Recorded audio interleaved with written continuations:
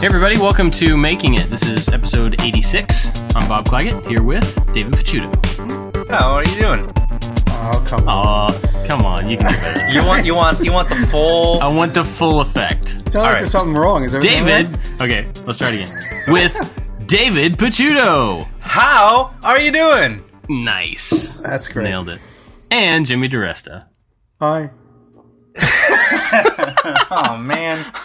Yeah, You make me I feel did like that. I sucked some negative space, Dave, to give you a little bit more stage. Yeah. I don't want to take anything away from that. Yeah. Well, you'll make up for it by talking the entire episode anyway. What, have you been reading the comments?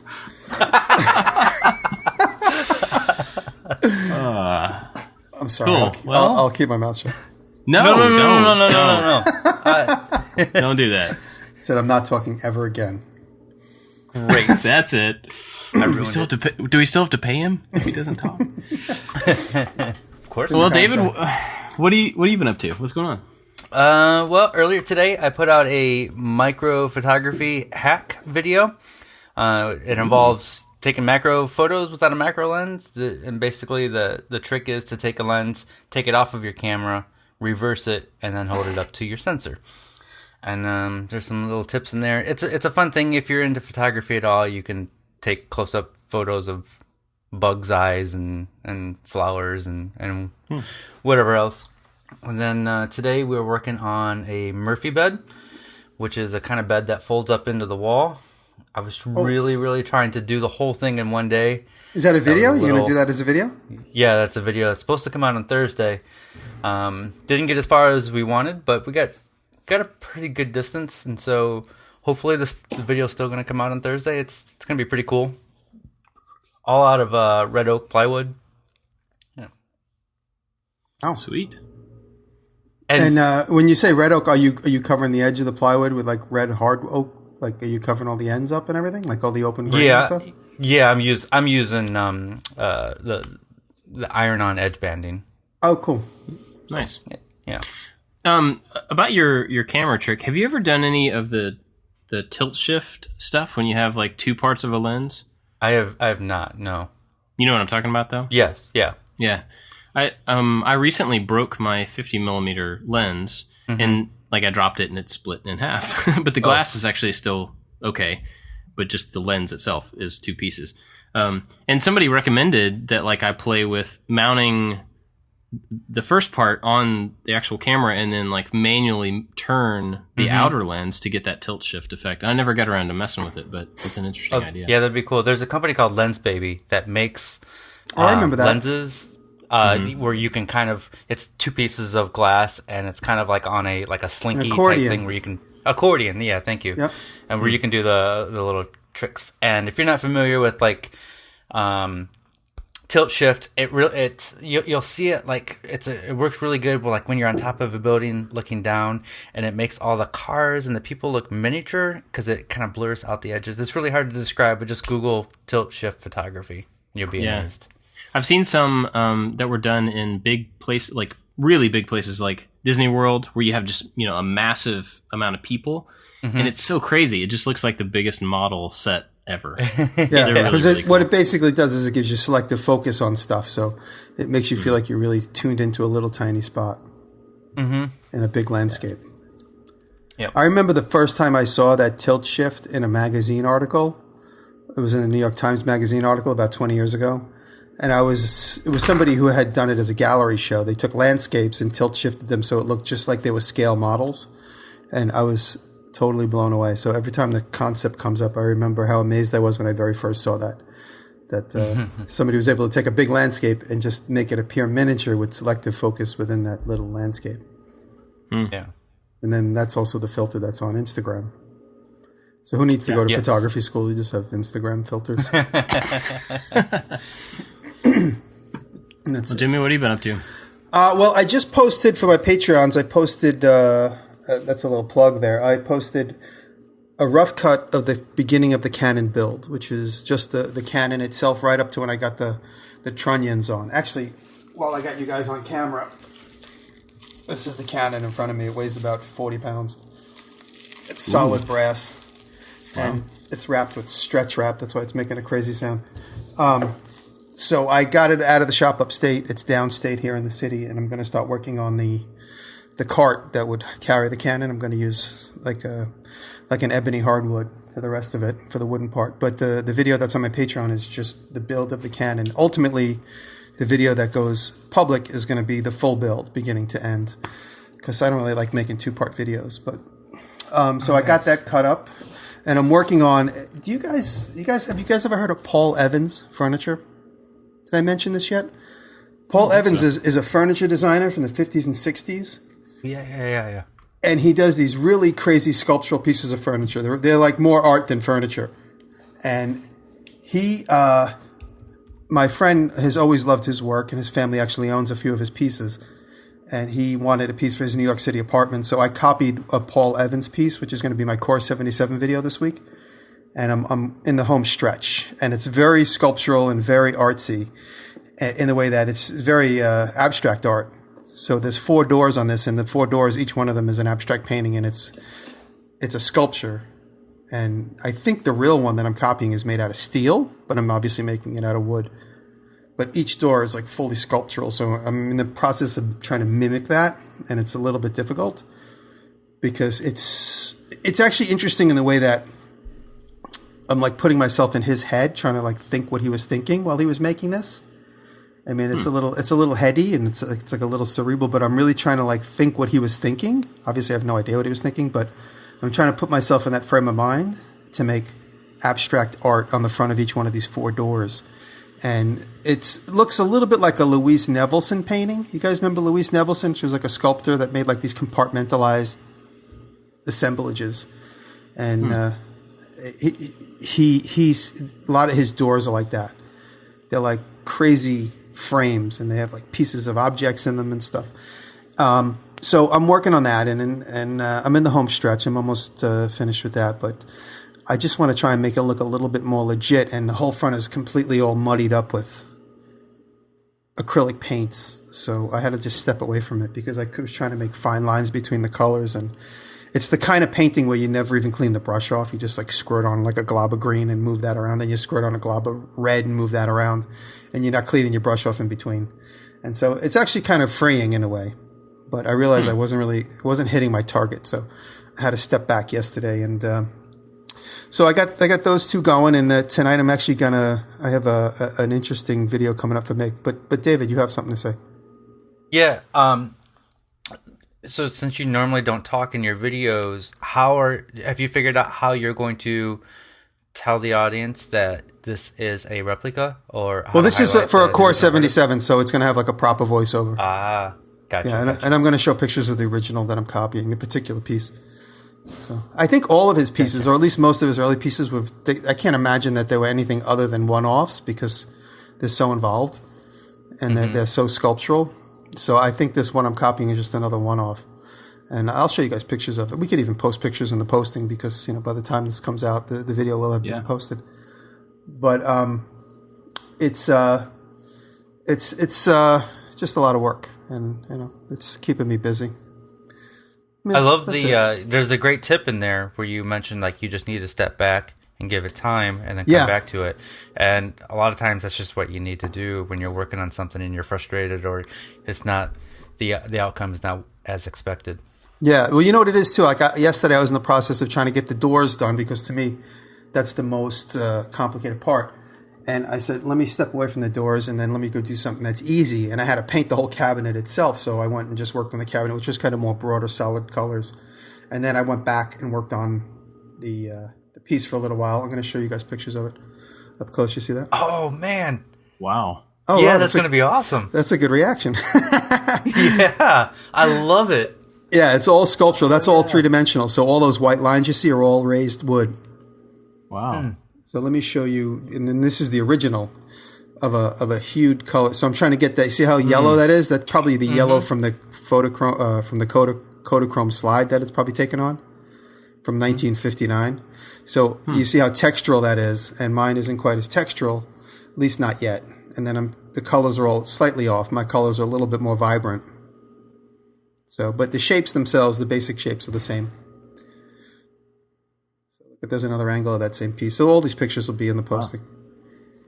Wow. So yeah, it was a challenge. So it was a good exercise for me to get inside the head of another artist and, not make something that looks like, belongs in a castle with steel and dark wood, like everything else I make. Well, that's an interesting thing. Like, to force yourself into a place that, you don't like in somebody else's style. I kind of had a similar experience. Well, it's not really similar, but it reminded me of it. So I'm working on something this morning for a few weeks from now.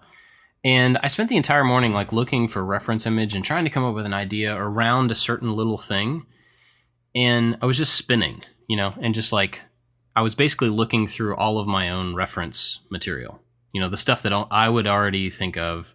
And I was just kind of going in this circle. And I'm like, no, none of this is it.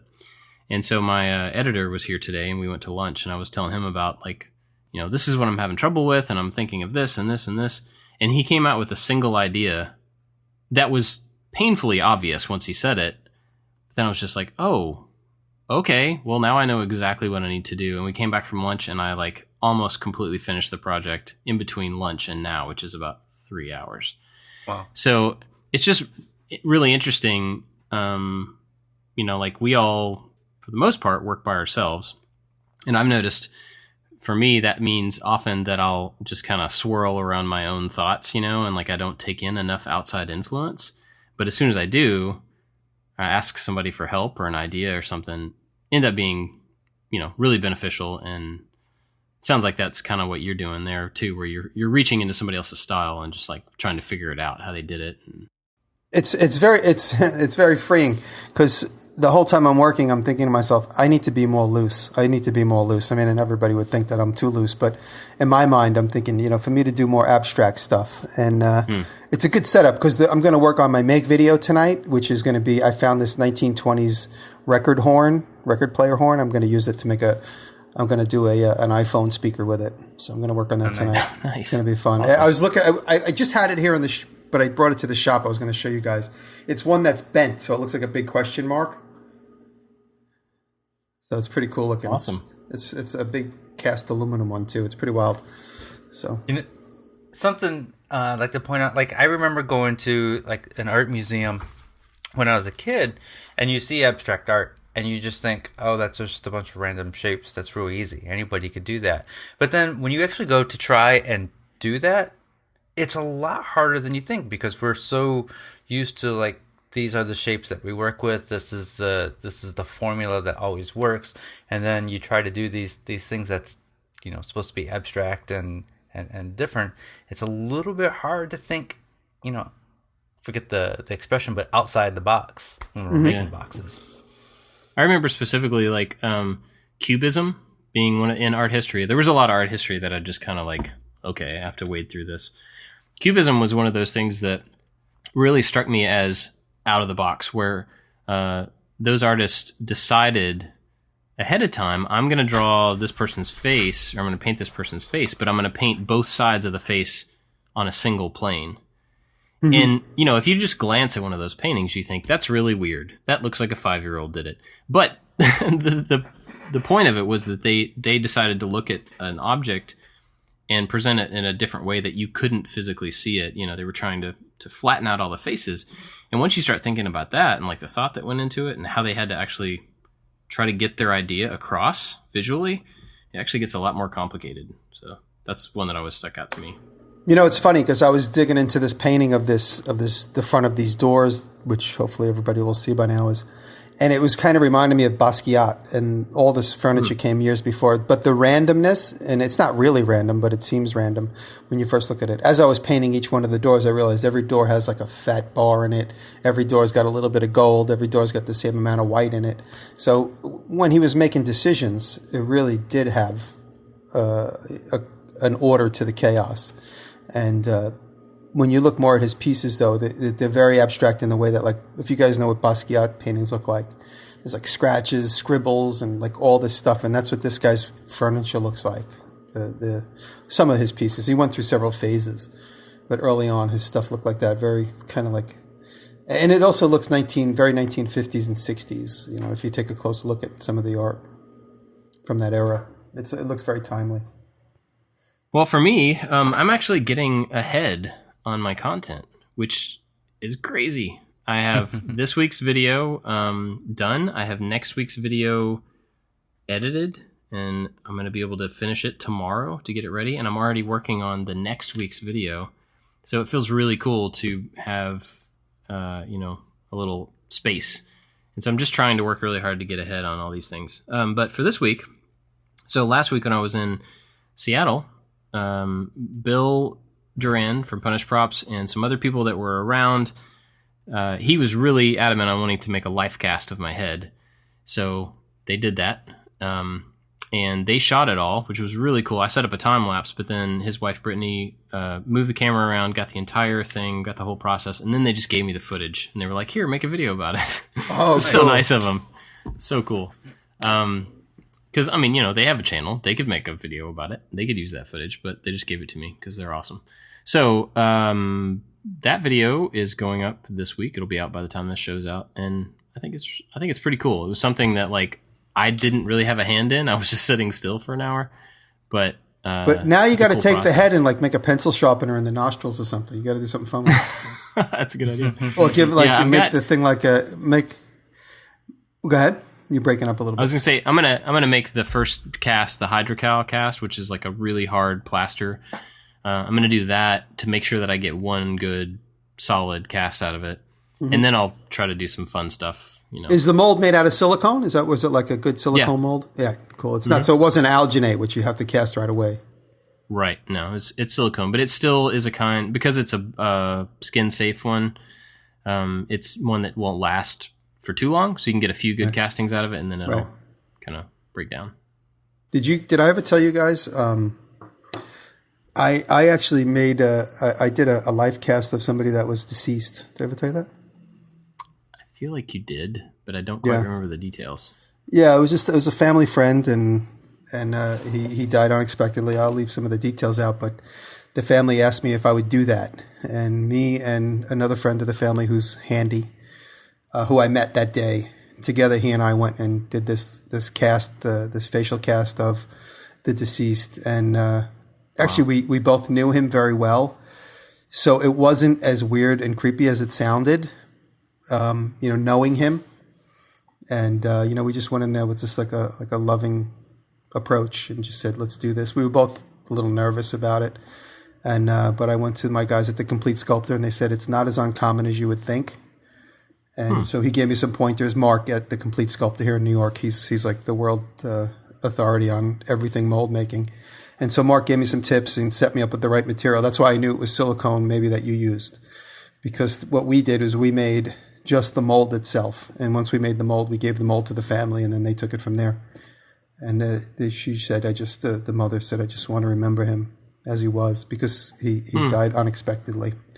And so like I said, it was something. I'm glad I did it. But when I was first asked, I was extremely nervous, but I didn't want to say no. And so I just shut up and said, of course, whatever you need. And then I said, how do I do this? And I went and spoke with Mark. But yeah, it was an experience. And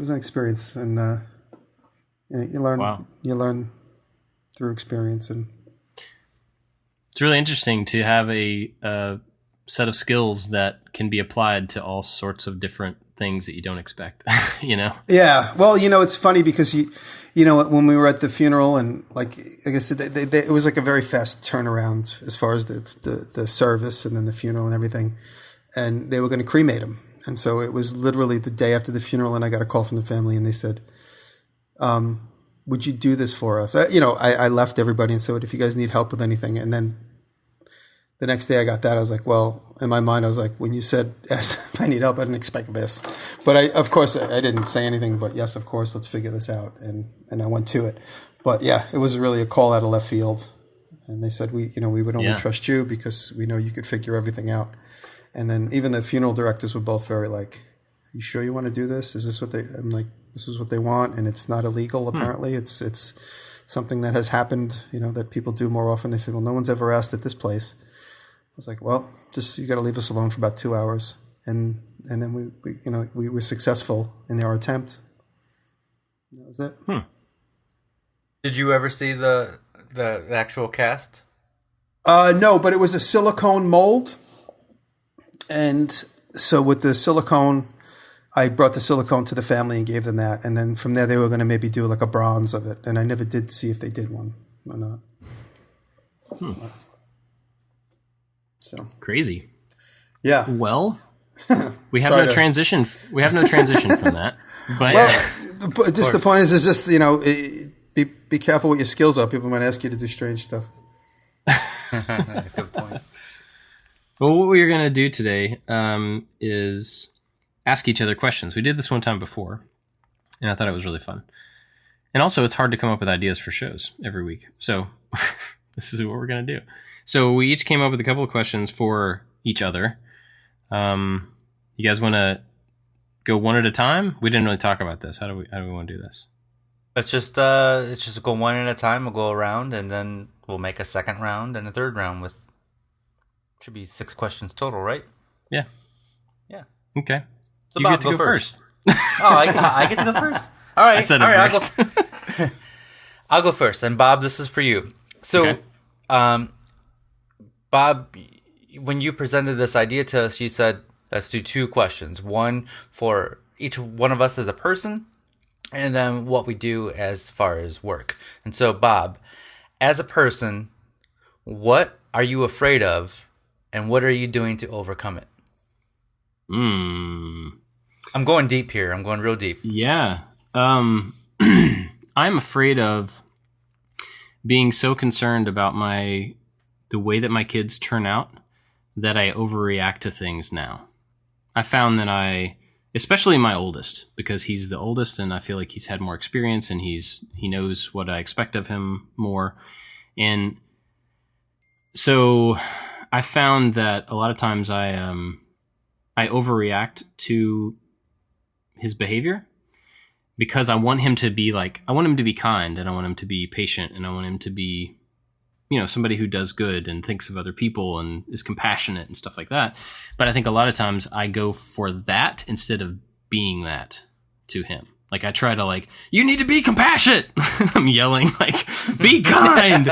I'm like, wait a second. I should just be kind to him to show him how to be kind, So, but I'm afraid of pushing so hard on the things that I want for him that I'm not modeling those things for him. So right now, and this goes for all of them, but specifically him because he's the oldest. So recently I made a list, and I've actually got it right here in front of me, and it says show grace, show restraint, show patience, show gentleness. And those are things that I'm actively trying to show him in my responses. So really, really awesome.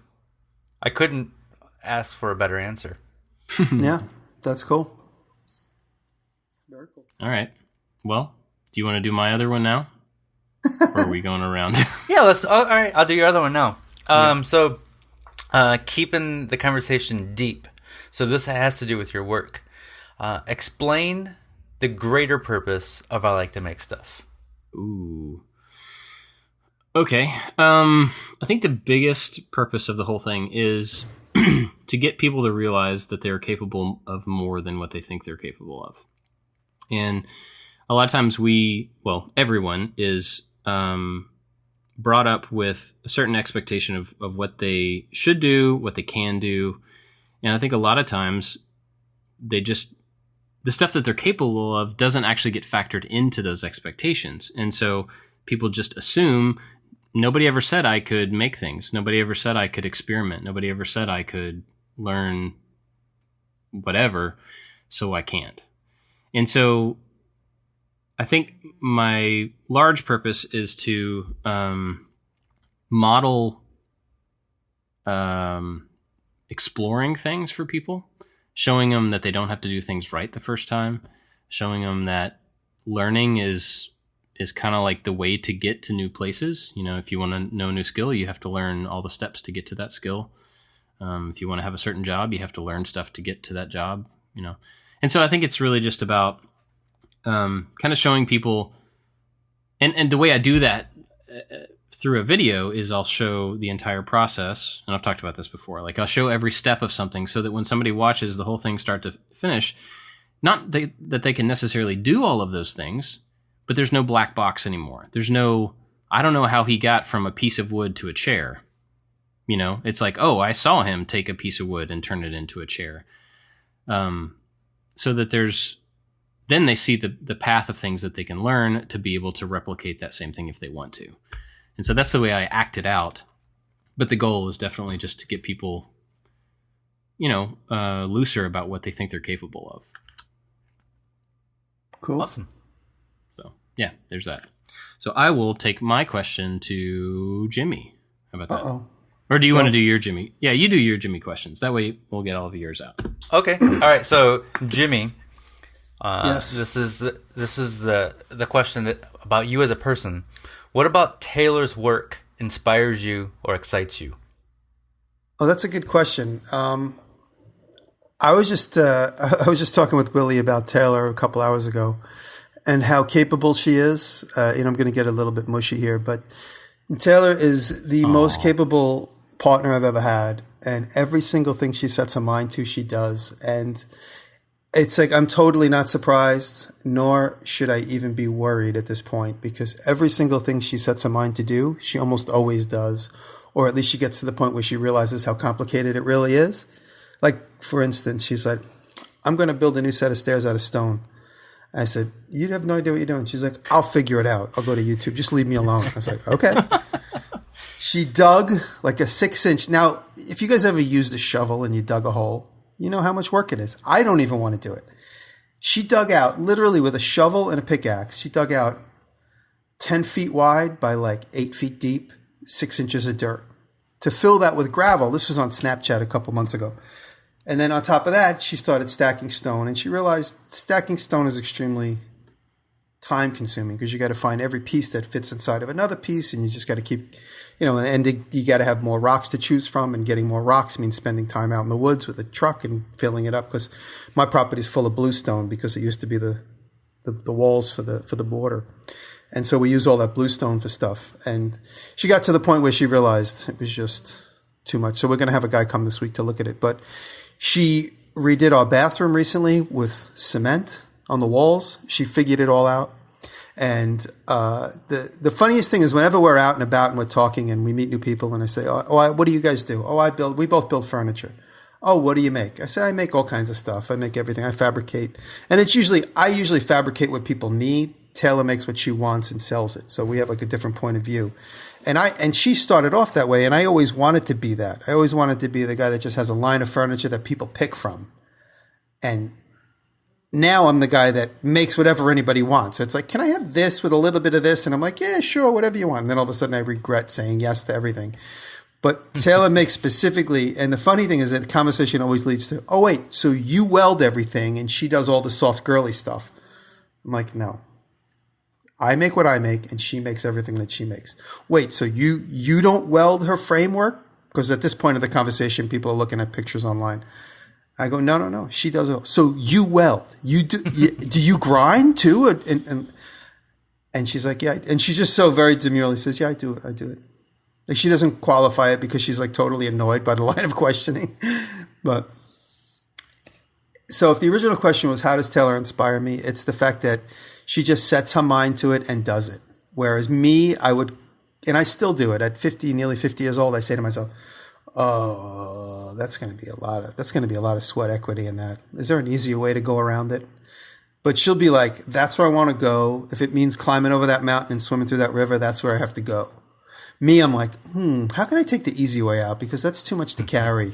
Oh, that's too much time to weld and grind that. How can I do it easier? You're like, how can I turn that mountain into a boat so I don't have to cross the river? Yeah. So I'm inspired by her tenacity and, her, obviously she's younger than me, so she has a lot of energy that I've kind of lost at this point in my life. But the idea that if this is what it takes to get this done, this is what has to happen. And, and me, I'm always like, well, if that's what it takes, is there an easier way to do that? Can we just make it out of plastic instead of make it out of steel? So that's just me being lazy and wanting to encapsulate everything in like a half a day's worth of work so I can move on to making another video.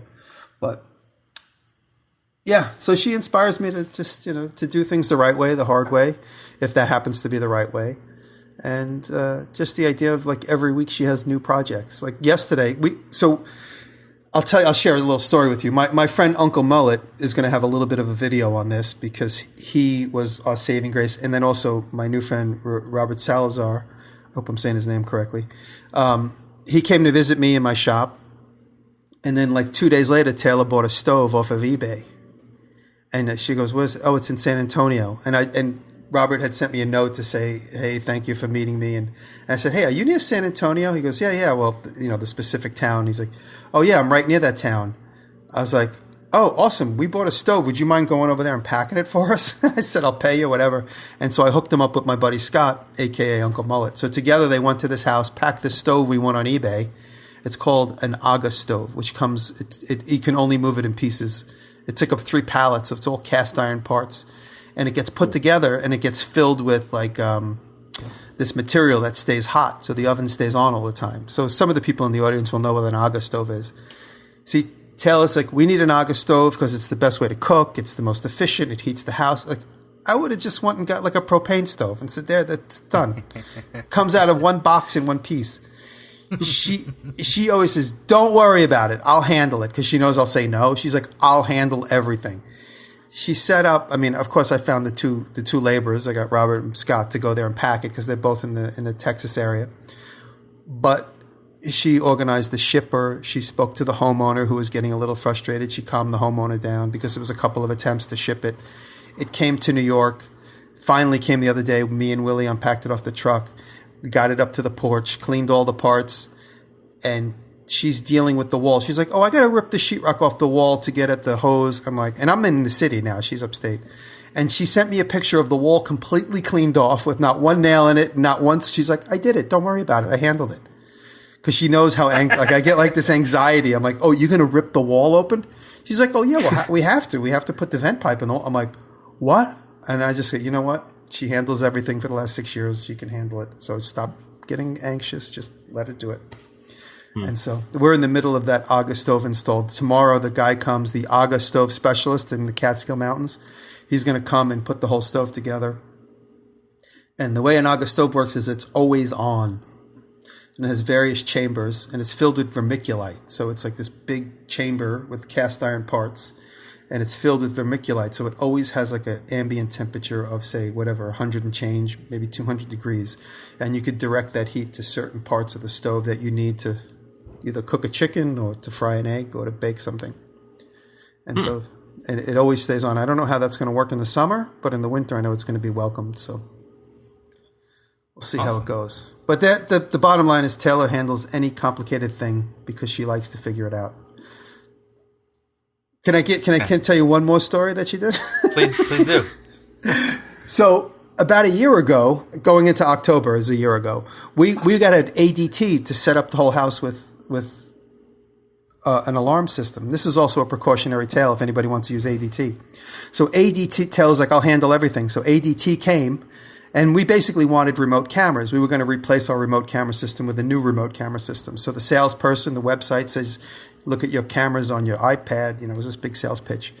I'm going to fast forward to the basically 24 hours after the installer came.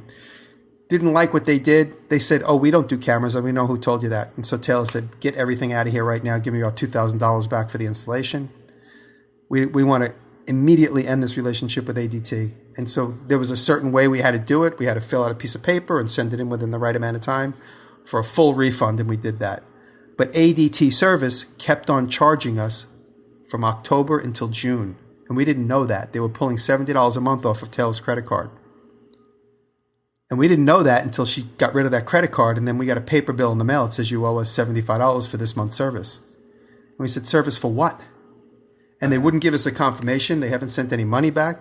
I spent hours on the phone with them. This is ADT phone service. Anyway, so today she opened an investigation through Chase Bank. They're going to do a fraud investigation on ADT. She handled all this, figured this all out, sent all the proper documentation in. I would have just written off the 8 months times $70 and said, "It's out of my life, forget it." Probably me too. But she is like, no one's taking advantage of her. So there she inspires me to do the hard work, basically. That's the long story. So don't get an alarm system with ADT. After all that, don't get an alarm system with ADT. Well, such awesome answers so far. Thank you. I'm going to lighten it up just a little bit. And so, Jimmy, this is your second question that pertains to your work. Do you secretly enjoy the negative comments and trolls? Yes, I do. It's funny because I mean, lately I haven't been getting any, so I'm like, it's like I got nothing to fight for. It's almost like when Howard Stern was on all this FCC crusade years ago, and now he's on Sirius, so he doesn't have anything to fight for. I mean, that's a very slight comparison, but no, I mean, it's nice. It's nice that people love and support me. I mean, it's so heartwarming, and it really is true. And I get some beautiful letters, and it's really nice. And but there's not too many trolls lately, and I guess that's a good thing because I'm winning people over. So I guess the other thing too is that when anybody says anything negative, they get completely retaliated against, not only by me but by my fans. And so if anybody has anything negative to say, they kind of get drummed out of town. And I think they know that. So they see the overwhelming love and support in the comments, and they know that if they say anything remotely negative, they're going to get trounced. A lot of the negative stuff, or if there is any negative stuff, usually is in the make videos because they seem a little bit more anonymous. My own personal videos don't get those. The make videos are kind of more out in like the middle of the ocean where it doesn't seem like there's any ownership, if you know what I mean. Mm-hmm. They seem a little bit more like, user anonymous, so people could say like, oh, this guy's doing a horrible job. Why is he out here? And then I'm like, I'm right here. I'm listening. What do you want to say? Oh, sorry. I'm a big fan. I didn't mean that. A lot of that happens. But if anybody says, I know, I was just listening to the Maker Hustle the other day, and that's Bill Lavosi and his posse that do that new podcast, and they're talking about constructive criticism and stuff. And I really like, I really learn a lot, and I like when people give me constructive criticism in my videos. And case in point is the printing videos I've done recently, and people have given me so much positive feedback through those printing videos, like, oh, did you know you could do this, and did you know you could do that? And I really love that, because if there's something I'm in the dark, like for instance, this Paul, this video about this particular furniture designer whose name escapes me right now, Paul Evans. If when I put that out there, I'm going to do a little bit of research on him, but I'm sure there's going to be a lot of good comments about him, and a lot of good comments to educate me about him. Some people are going to know a lot more about him than I'll be able to find out. My quick internet search. So I like when people comment and give me constructive criticism. It's just the haters are the haters, and it's nice to have something to fight against. But so I haven't been getting that many. Now that I'm asking for it, it's going to be an onslaught. But then again, only the people we love are listening. So yeah, you're not going to get any hate from our listeners. Yeah. So all right, who's up next? Cool. I'll go. Go ahead, so. Bob. David, this is for you. Favorite movie of all time, your entire life, and why? I think now the answer to this question changes every week, but I think it's Fargo, and it's the movie that really introduced me to the Coen brothers, which they've made movies before that, Raising Arizona and whatever, but Fargo, there was something about that. Like, I would just watch movies that were the common movies that you'd see in the theaters and the blockbusters. But when I saw Fargo, I was like, these are the kind of movies that I want to see, where it's not action all the time. There's a story there, and it's a really well written movie, and it made me fall in love with Steve Buscemi. I have an autographed picture of Steve Buscemi here in the house. Made me fall in love with the Coen brothers. Almost everything that they do is gold. Almost. A couple things I have some beef with. But, Fargo, Steve Buscemi, Coen brothers. There you go. Okay. So more about your work. What is one kind of common skill, common being like in our world, something that a lot of people do that you have absolutely zero desire to learn how to do? I think I think there's some hand tool techniques that it's not that I have zero desire to learn. It's that I want to put them off until a later date. I really, really admire anybody who can do hand tool woodworking, because I feel like when you use power tools, you're basically you're following directions, right? As long as your table saw is set up okay, or your table saw is tuned up, you can make square cuts. But when you're working with hand tools, not only do you have to follow directions, but you actually have to learn how to use that tool. And chances are, the first time you go to rip a board with a saw, you're not going to cut it right. Probably not the second time either. It's going to take you. It's like you have to. It's one of those things. You have to get the muscle memory, and all your bones need to be in line as you're sawing, and so I think hand tool woodworking is more of a skill, and it's something I want to do, but just not right now. I think when I get older and I'm not trying to put out 3 videos every week and things are a little bit slower, I think I'll enjoy that. See, it's a timing thing now? Is that why? I think it's a timing thing, yeah. Yeah. I still watch videos, and I still I have books, hand tool books, and I like knowing that I know the basics of it, but I'm just not ready to execute any of it just now. Okay. Well, those were quick. All right, Jimmy. As a kid, Yes. I'm Yes, thinking in the 8 to 10 range. What were you the most afraid of?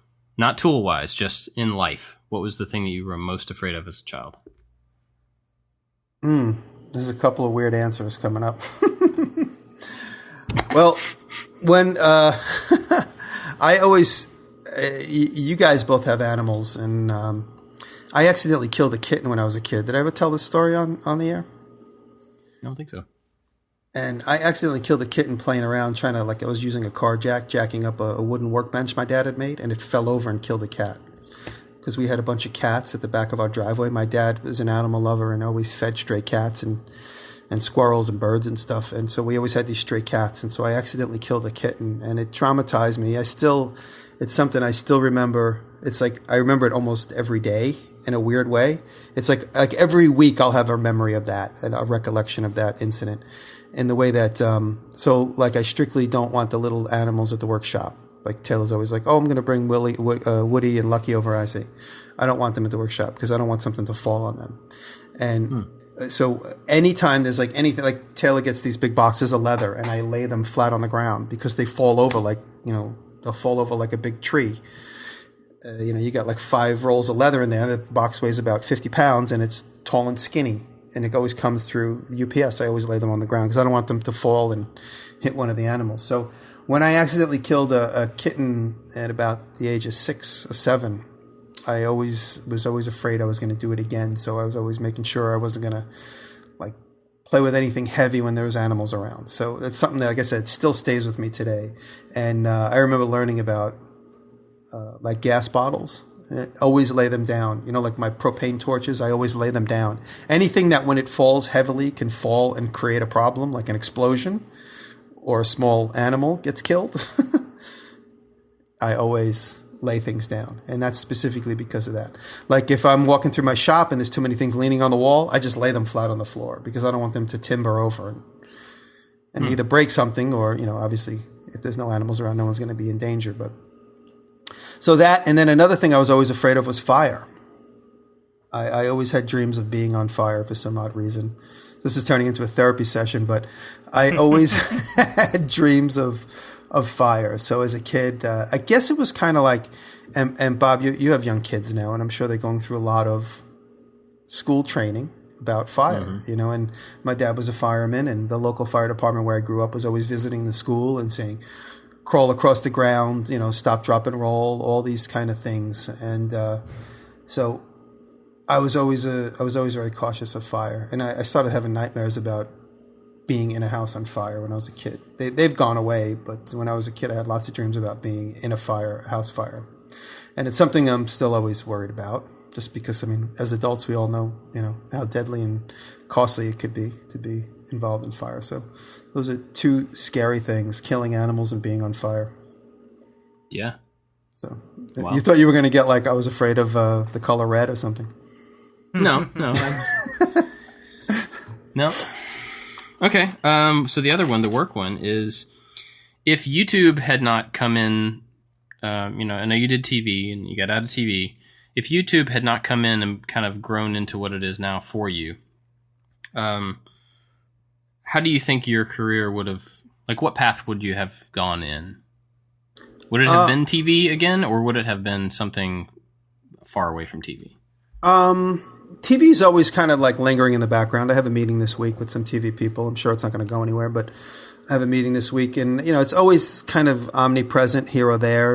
I've talked about doing stuff with Nick Offerman, which never panned out. I probably would pursue that only because I'm always looking for the easy money path, because there's a way to get paid a lot of money for not working that hard. But that is a myth. At least you're honest. Because that's a myth. That's always the anticipation. Taylor wouldn't go the easy way. She'd work hard for that money. Right. Exactly. She'd make her own camera. Yeah. I probably would be involved with more inventions. Nowadays my brother is in that business, and nowadays I shy away from it because I'd rather just make a movie. But if my public presence wasn't as it is, I'd probably pursue more invention stuff and still do custom work. Because I could, doing like bars and restaurants and that kind of stuff, I'd probably pursue that more often because there's lots of money in that. But then again, it's just physical work. And as I get older, it's like, I was carrying sheets of plywood the other day, and I was laughing with Willie. I was like, oh my God, these things don't get any lighter. A sheet of plywood's still 70 pounds. And my hands, I used to be able to just grab a sheet of plywood, just like, like you're hanging over a wall and you just pick it up. Like, Kilroy was here. I used to be able to just pick up a sheet of plywood like that. I can't even really do that anymore. I have to get my hands underneath it because my grip isn't as tight as it used to be.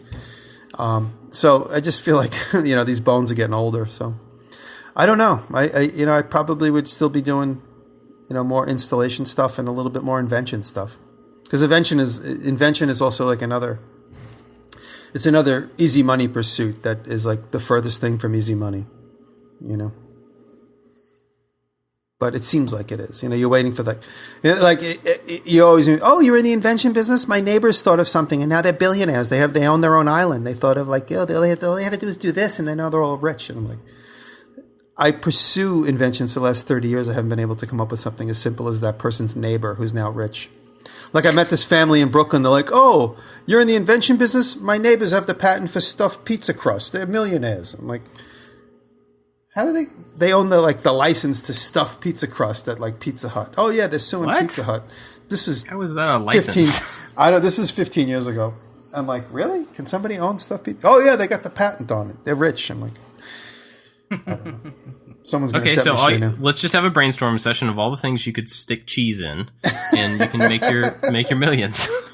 Well, that's it. Then you become like a patent pirate. You got to sit on the patents and wait till somebody goes, ha ha, that's my patent. Patent trolls is what they call it. Yep. So that's what I'd probably be doing. Just what I do anyway, but without a camera. Cool. All right. Well, your turn.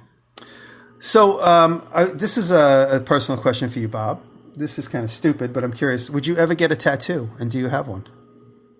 I don't have any, and I have been planning tattoos for quite a while. And yeah, I'm planning really for sure. Yeah.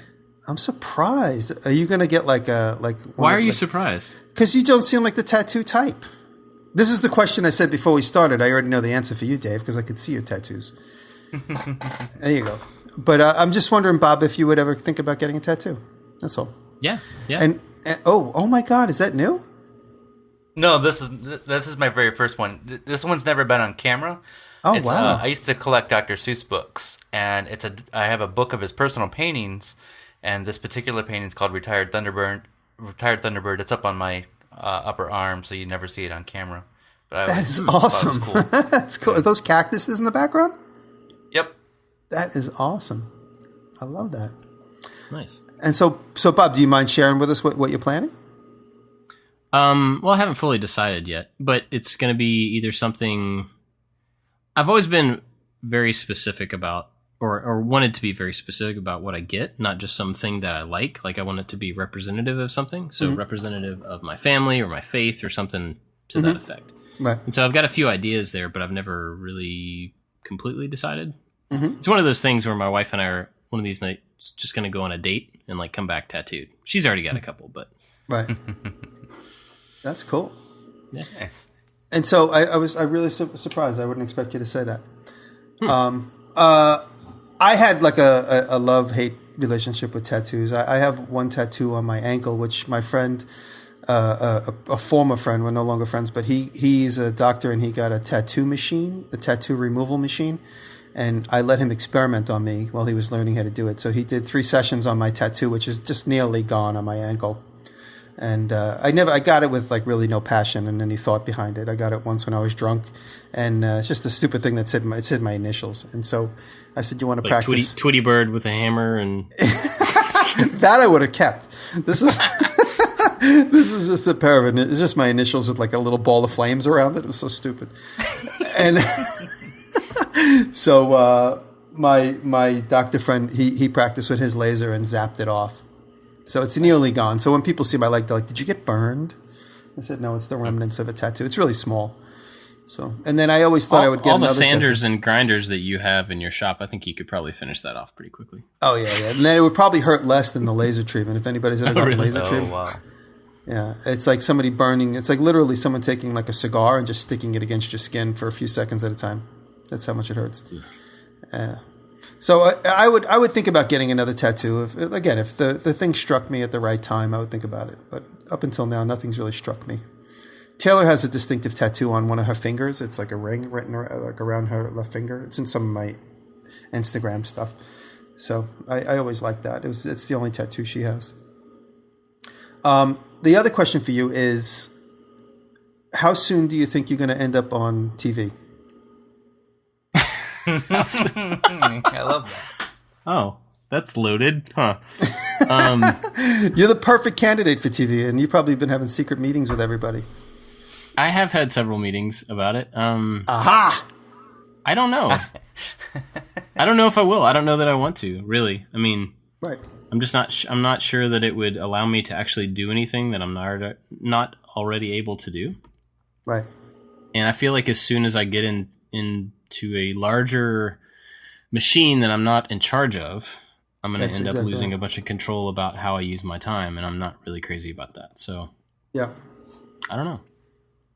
Don't have an answer. I always say that honestly, like between our community, I think it would be a good thing if some of us started making the leap back, in that direction, because we could pull other people up with us. And so, if it ended up being like, for instance, the show that I pitched with Nick was I was going to try and get other YouTubers involved. And it's funny, his people, I probably told you guys this privately or publicly, I don't remember. But some of his agents at the time who was representing the project, they said, don't use the word YouTube in meetings. People don't want to hear that. But this was 3 years ago. And so I said, well, I wanted to be like, and like, you could say that, but just say you're going to get other skilled craftsmen. Don't say people from YouTube. I was like, okay. So in the pitch, I was like specifically said to squish that word. But I'm open to the idea only because I just want to see how it could help my channel and the community at large. Because the idea of us being in control of each one of our domains deflates the power of the TV and the publishing world, and I think that's a good thing for all of us. So Yeah. that's it. So that's so Dave, you talked a little bit. One of my questions for you, which I don't have to use this question, was, have you done dovetails? And you basically answered that question a little bit. But I have. Oh, you have? Have you done a video on dovetails that I haven't seen? I've not done a video on dovetails. I think some of my very early Instagram photos is some dovetails where I was trying to do dovetails every day. And it's one of those things, the more you do, the better you get at it. Right. Besides tiny little boxes, I have not done dovetails in an actual project. Just practice and just tiny little boxes. Mm-hmm. So that was like a half question for you, by the way, because you already kind of answered that. Okay. But did you have more to say on that? You can keep going. No, it's I just really admire people that can do that, because it's just not something you nail on the first time. Nail. That's a woodworking pun. It's something you got to do over and over again until you get it right. I don't know if you've ever answered this, Dave. This might be too personal, but will you ever have kids? The answer to that is no. I think I'm too selfish of a person to have kids. Mm-hmm. And that was supposed to be a joke, and nobody laughed. So no, it's true. I mean, I feel the same way. Taylor and I both feel the same way. I mean, right now, but that could change. Yeah, I'm pretty sure it is not. It is not going to change.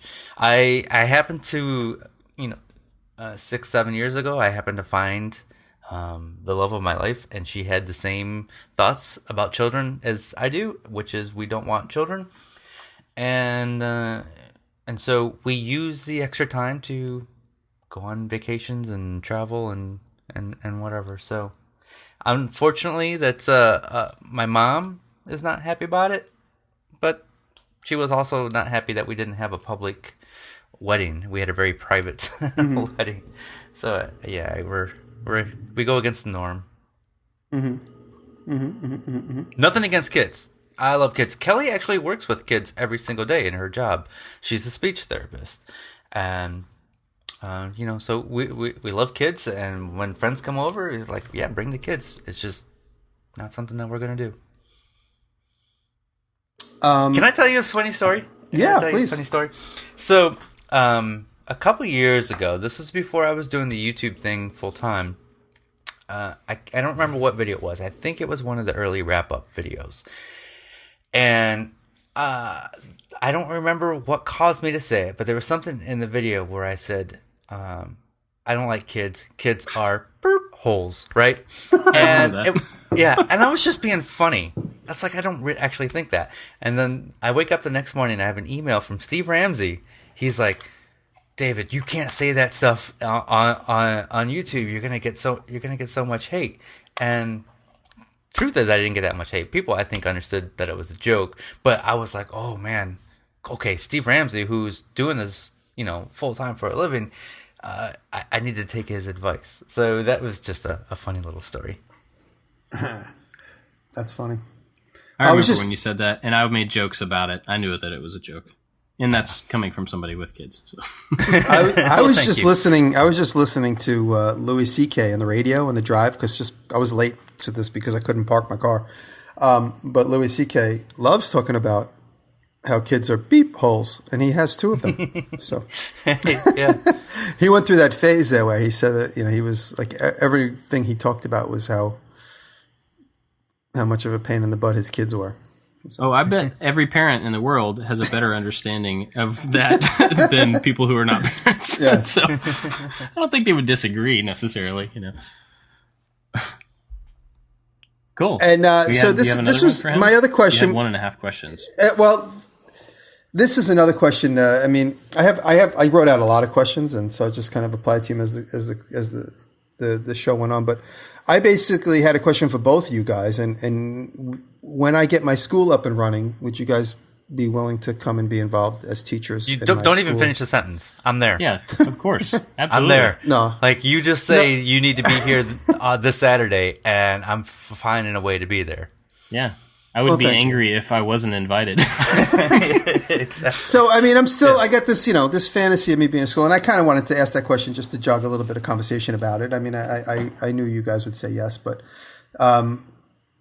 it's still a hope and a dream, and it's been a money issue with me not being able to get a space big enough. And a couple of people think when I sold those dolls a year ago that I was able to get the money. That was just a little bit of a jump start. And, we got some of the plans going. But, once I really examine the finances involved, it's crazy. But I am going to do this tin type class. And, we still have a couple of open slots. So, Picciuto, how do people get those slots if they want them? I'm gonna Instagram today. So by the time this comes up, my Instagram will have some of the information. We have 3 slots sold, and there's only going to be like 10 slots. So we'll see if we could fill it up. And nice. It's just a test run. I mean, we're not gonna make that much money, considering the material costs and paying and Sev and the guys that are going to do there. But I want to just see how it goes.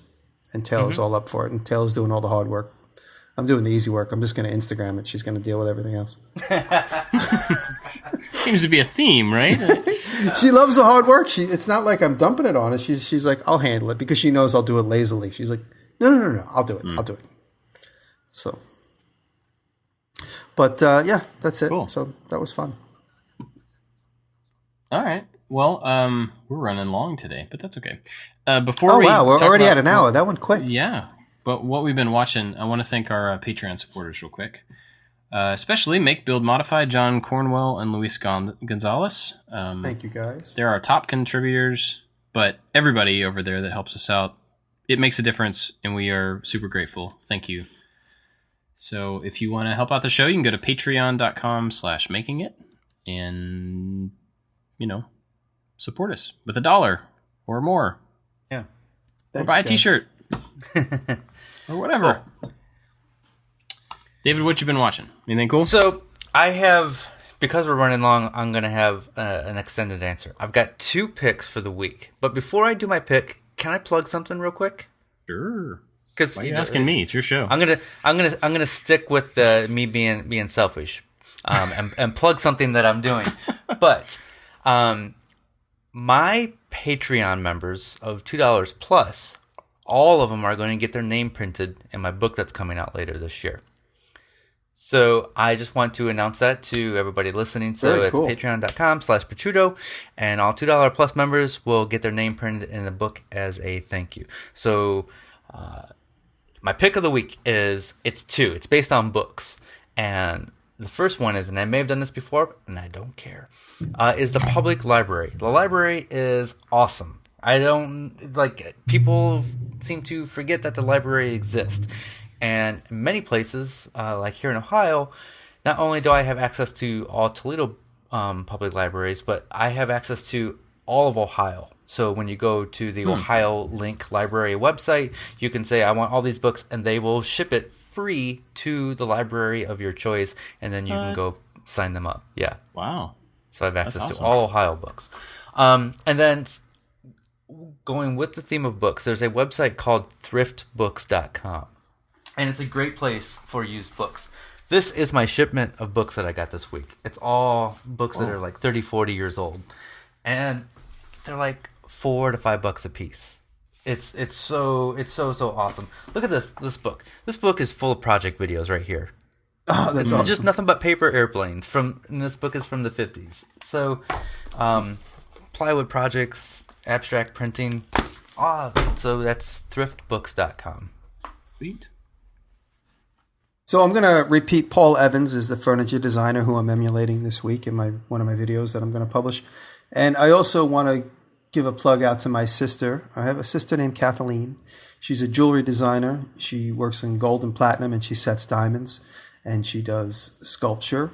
She's an artist and a photographer. And right now she is only on Instagram, and her name is K Diresta Collective. That's her Instagram.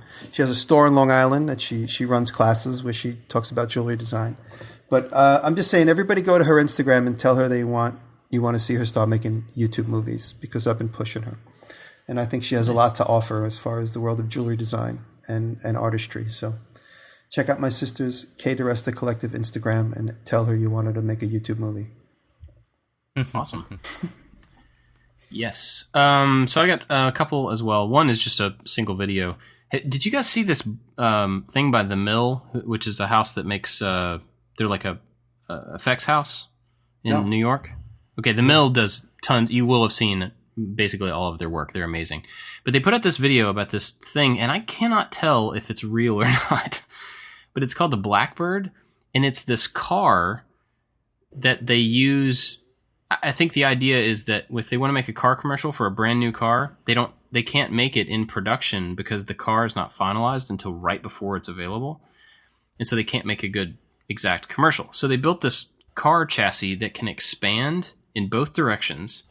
And it's like matte black, and it has cameras all the way around it. So when it drives around, it's recording its environment, and they can recreate a 3D model exactly of the car that's going to come out by replacing this chassis in the video. It's unbelievable, and it looks too good to be true. Wait, so I'm watching their they're video shooting on the Vimeo commercial right before now. the car's available? Yeah, they're shooting it with this basic dummy car, but it's sized to match the exact thing, and they can like replace the wheels with the exact wheels and all this. It's crazy. Anyway, somebody tell me that that's fake, because it looks... So there's that video just kind of blows my mind. But then also my actual pick for the week is the 3D printing nerd, a guy named Joel Telling. We met him at Maker Faire. I did. I guess you guys did. But I got to hang out with him in Seattle last weekend. Super nice guy. And his channel is... He's got like a great character, like a camera persona. He's just a lot of fun to watch. But he does tons of 3D printing reviews for printers and for filament, and has just a lot of knowledge about that stuff. So if you're at all interested in 3D printing, you should definitely be following him. You'll learn a lot. And he's a fun guy. Super, super nice. So that's it, I think. You guys got anything else? That was a good one. Yes, that was a good one. It's good. She had a lot of good conversation. Yeah. Well, we'll do it again next week. Maybe not the same thing, but we'll do something next week. Tweet us some suggestions. Yeah, do that. At Making It Podcast. Cool. Well, that's it for us this week. And Jimmy's a puppy, apparently. I don't know. Adorable one. Thanks for listening, everybody. See you next week. Later on. Love you. Snuck that in there. Yeah, you did.